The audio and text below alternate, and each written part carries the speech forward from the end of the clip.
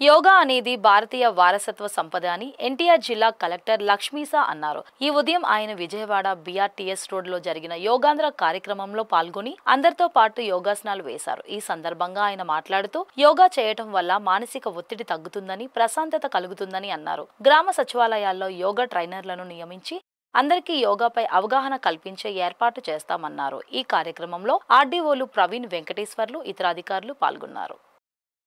జాతీయ యోగా దినోత్సవం భాగంగా ఒక నెల యోగా ప్రాక్టీస్ చేస్తూ రాష్ట్ర వ్యాప్తంగా 2 కోట్ల అలాగే ఎన్టీఆర్ జిల్లా దాదాపు 10 లక్షల మందికి కొత్తగా యోగా నేర్పించాలని సంకల్పిస్తున్నాం. ఇంట్లో భాగంగా బీఆర్టీఎస్ ప్రతిరోజు యోగా శిబిరం చేస్తున్నాం.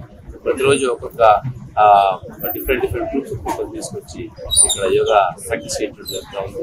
వాళ్ళు ఈరోజు డ్రైవర్స్, ఆటో మళ్ళీ లారీ డ్రైవర్స్ తీసుకోవడం జరిగింది.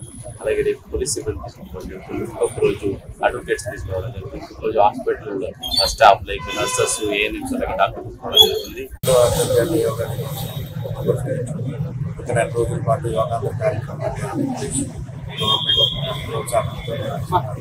ఎన్టీఆర్ జిల్లాలో 10 లక్షల మందికి యోగా ప్రాక్టీస్ నేర్పించాలనే సందర్భంతో ఈ కార్యక్రమాన్ని ఏర్పాటు చేయడం జరిగింది.